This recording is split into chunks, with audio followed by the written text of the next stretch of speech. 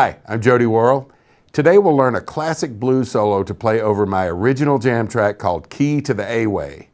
This solo uses the A major pentatonic scale, so let's get started by taking a close look at that scale.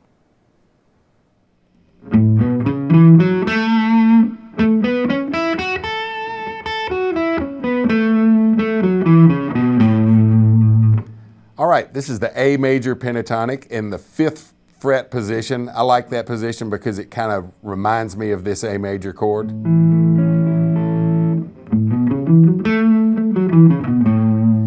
And a pentatonic scale has 5 notes, so you're playing that first note an octave up or down, whichever, after 5 notes. 1, 2, 3, 4, 5, and then we're right back to an A. So the first octave is 2nd octave. So it's the same thing twice. It's not all new notes from beginning to end in this position. You've said it all right there, you just say it again. I think fingering is subjective, whatever makes you feel good. I like, once I've gotten up to the top part, I like kind of having this feeling, where that kind of matches up with an A major chord in my mind. Then that's your A major pentatonic. Let's put those notes to use and learn how to play our first phrase. 1, 2, 3, 4, 1.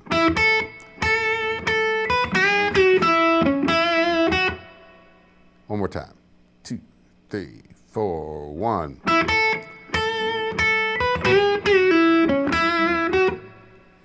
Alrighty, we're playing over an A7 chord and then an E7, so true enough, we're based out of that A major pentatonic. That's what I'm thinking about. However, the requirements change when it goes to that E7 chord, so I then play this note. So that's a new note that's outside of that A major pentatonic, and I'll discuss that in a second. So we're going to start off. I'm going to play the 5th fret of the 2nd, 5th fret of the 1st, and then we'll hit that 5th fret twice. Then I'm going to bend with my 3rd finger at the 7th fret of the 2nd string, and then you can either release that and then play 7 to 5, or let that bend down and pull it off, or all those little pieces of articulation are up to you, and that's how you put your stamp on it.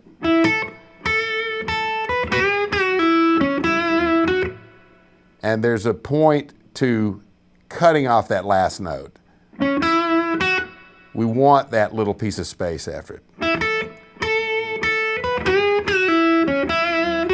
I'm kind of cutting off that first 5th fret note in bar 1 on the 1st string to give the next one a little bit more emphasis.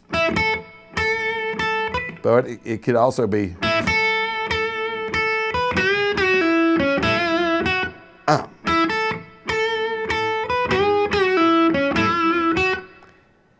That's phrase number 1.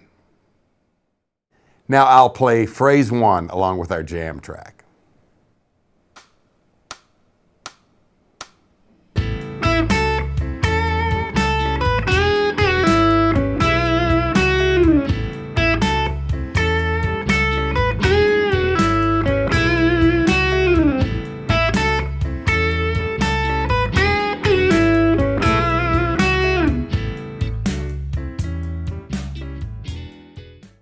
I'll roll that track again, and this time around, we'll trade that lick back and forth. I'll go first, I'll leave a space after me for you to play it, and we'll do it 3 times each.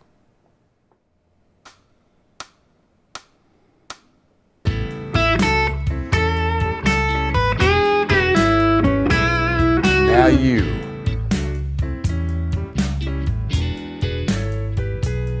Again.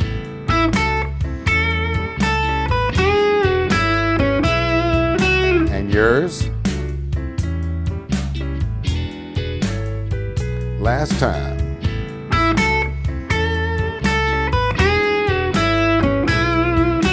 And you.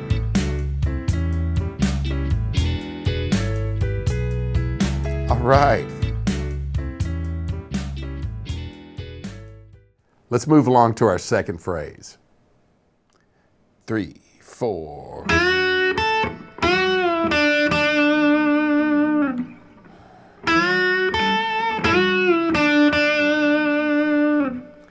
All righty. Here's phrase number 2. It's just going to address the D7 chord.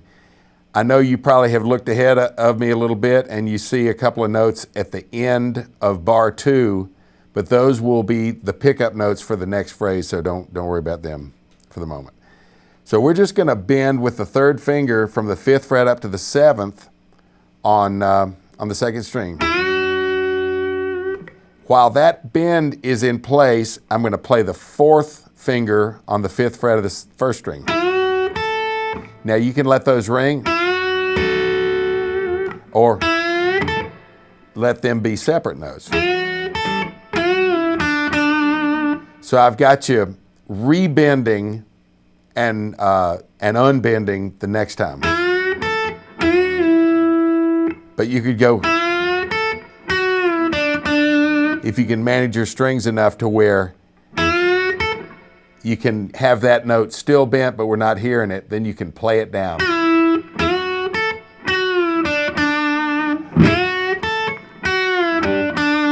2, 3, 4. Or let it sustain. Let the high note sustain. Or cut the high note. Those are the kind of little adjustments you can make to make it fit your ear, to make it yours. So anyway, very simply, we've just got this. 2, 3, 4. That's phrase 2. Now we'll play that phrase with the track.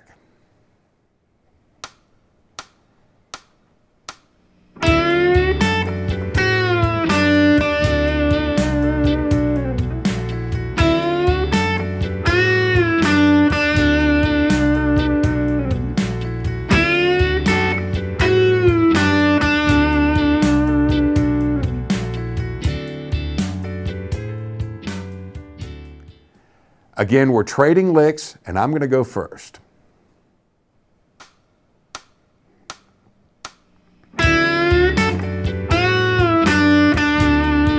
Now you.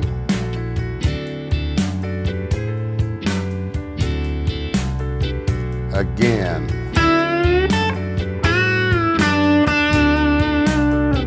Now yours. Last one.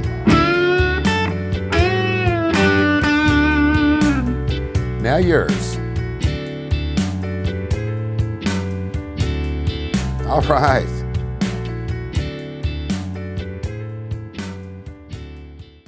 It's time to move on to phrase 3. 1, 2, 3.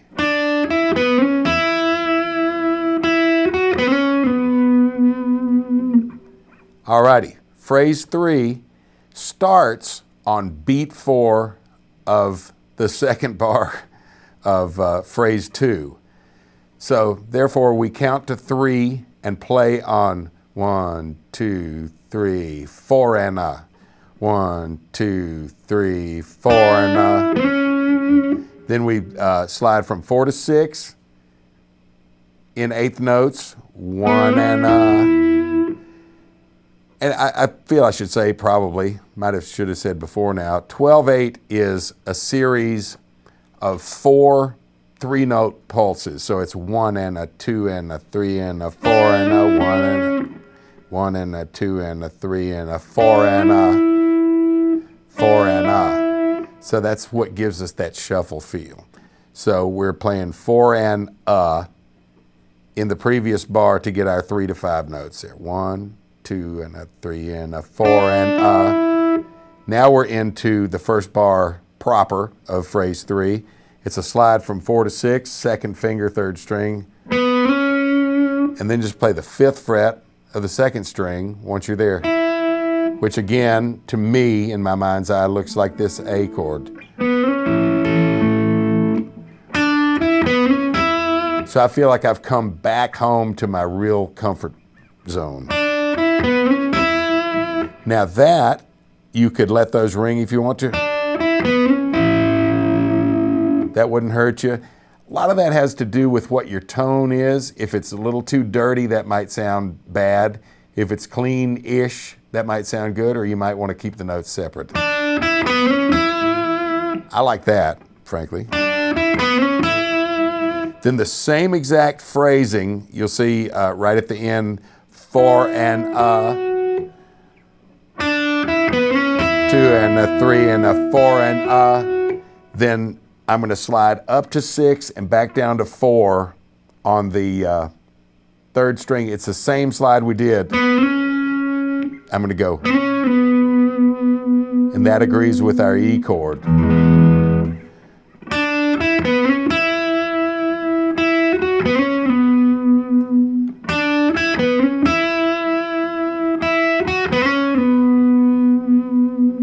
That's phrase number 3. Let's hear how that one sounds with our jam track.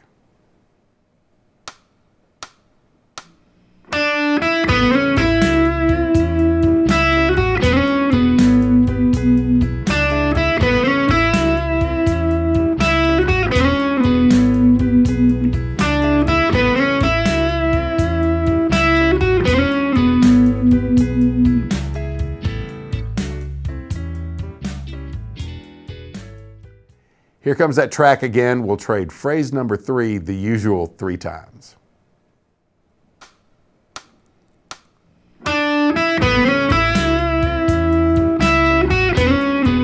Now yours. 2, 3.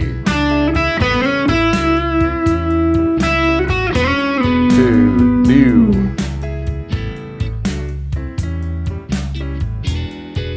Last one.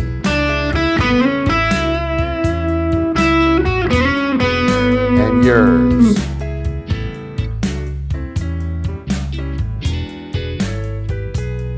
All right. Let's close things out with phrase 4. 1, 2, 3.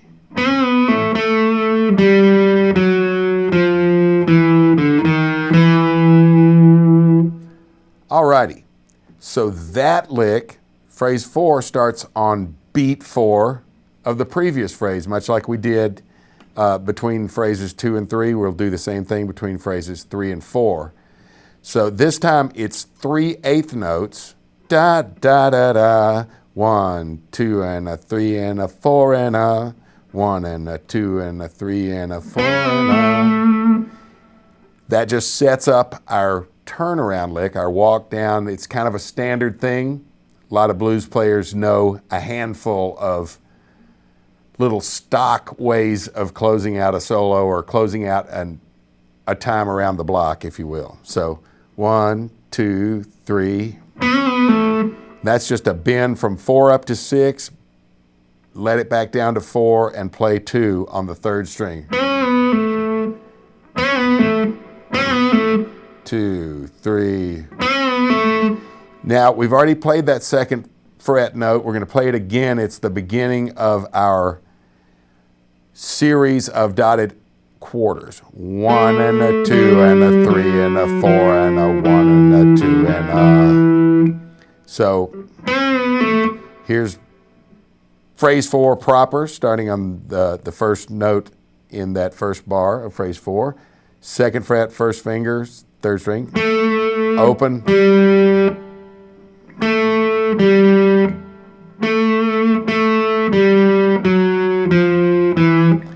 You can finger this any way you want. I've got it written this way.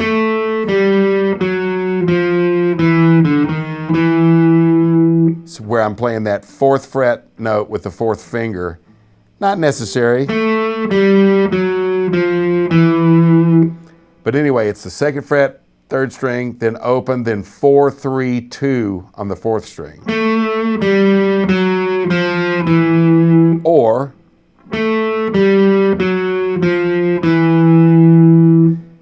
The good thing about that fingering is it sets us up to play those last three notes. Open first, second, we've got a finger there.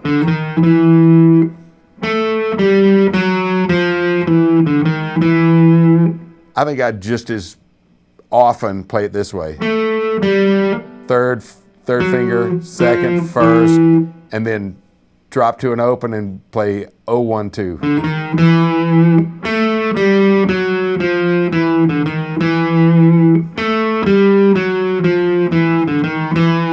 As you can see, there are a lot of different ways that we can tweak these things, playing an open string instead of a fretted note, or a fretted note instead of an open string, or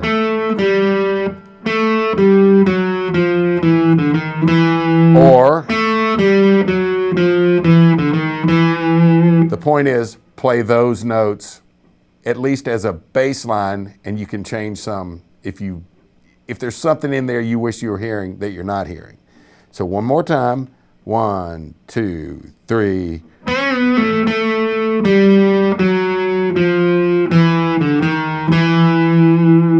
That's phrase number 4. Let's hear how phrase 4 sounds with our jam track.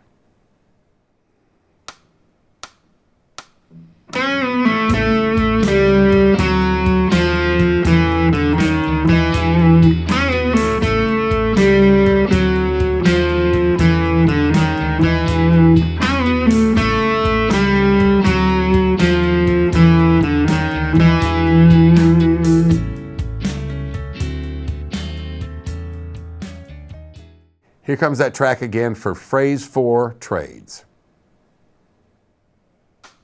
2, 3.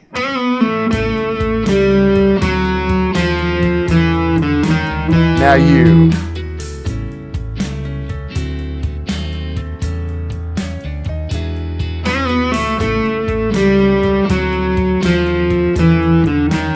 Now yours.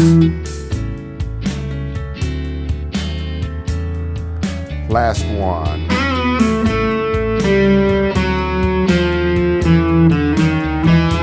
And yours.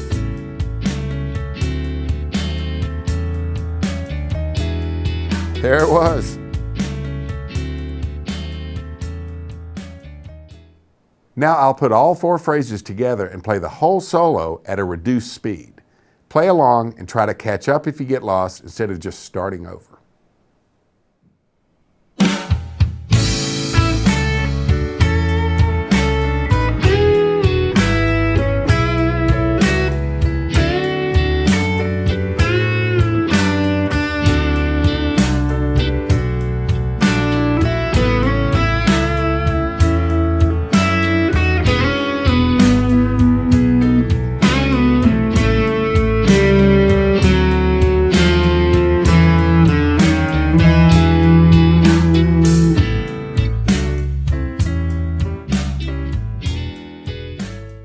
Time to pick the tempo back up and practice the whole solo at full speed.